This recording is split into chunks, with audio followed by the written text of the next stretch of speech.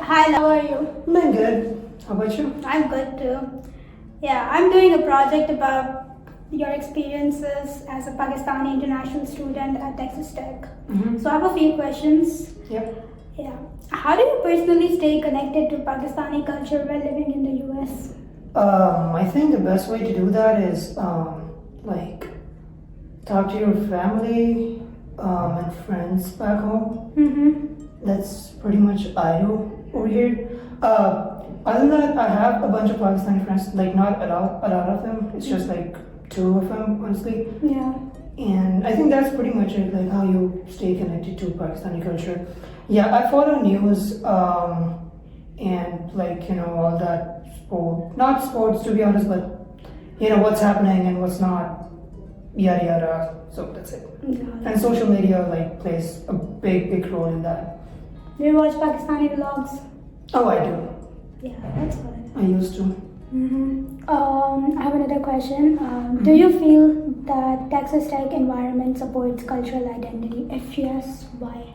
I do. Like I think that's the best part about American college system or America overall, that they really do know how to welcome other cultures and people from other places. And that's the best part, just, as I mentioned. Yeah. In Texas Tech, you will find like there's this place, like everyone knows about ICC. They do a pretty good job. They have these events like all across the calendar. Yeah. Also, other than that, like a lot of countries have their own student clubs in which they just like do festivals, events and stuff like that. So that's pretty fun, and I think that's pretty fun. So talking about the student associations, are you in the favor of forming a Pakistani student association? Yeah, I think it's a great way to bring people together. I know a lot of people who have like there's like a lot of WhatsApp groups and Discord channels, but there's no proper slash I can't find a word. Okay, proper way to like pursue that. So I think that's a good way. That's a good idea to do that. Yeah, they could benefit. What's something unique about the way the Pakistani community supports each other that you would like to share with others? Okay, if anyone doesn't know, Pakistanis are like Pakistan is the top country when it comes to donating and helping people in charity. Yeah. I think we donate like collectively we donate well over $10 million or some figure like that, some absurd figure like that, like per year. So yeah, that's something like they're extremely charitable. They're extremely helping towards people in need of help. Other than that, Pakistanis are extremely resilient. Like they have gone through a lot. You name it, like floods, earthquakes, economic stuff, terrorism, and all. You just name it, right? Yeah. But they still are kind of hopeful, and they're still like working towards future. So that's something that's really positive about Pakistan. A lot of people don't know about that. If you could bring one thing from Pakistan to Texas Tech beside your family, what would be? It would be, I think it would be the tea culture in Pakistan.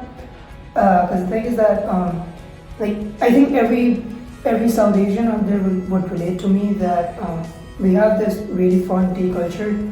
We just love tea for no reason. I don't really know for what. So I think that's something I really miss. And authentic cafe teas in Pakistan. Like I can make some really good tea, but I still can't make that kind of chai. So yeah, that's one thing I would love to bring over here. Okay. So and I would love to bring my barber also, because I've never been to a good barber. I'm not kidding. I've never been to a good barber. They always like mess up with my hair. And yeah, my barber is gonna be the first person I would like to bring, even before my mom and dad. Yeah. Okay. So if you could describe Pakistani chai tea culture in one sentence to someone unfamiliar with it, what would you say?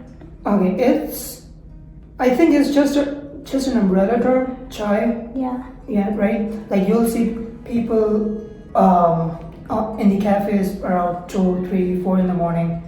They'll just go there, smoke, tea, drink chai, play some games, talk about stuff, talk about